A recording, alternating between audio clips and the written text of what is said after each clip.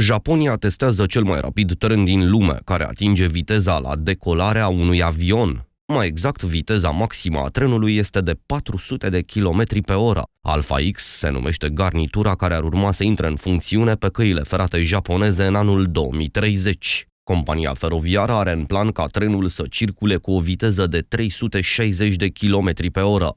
Acesta ar fi cu 10 km pe oră mai rapid decât cel care leagă capitala Beijing de Shanghai și atinge o viteză operațională de 350 de km pe oră. Pentru a face față presiunii imense a aerului la intrarea în tuneluri, Alpha X va avea în partea din față un așa zis NAS, care măsoară 22 de metri. Trenul de mare viteză va fi testat pe timp de noapte 3 ani între orașele Aomori și Sendai.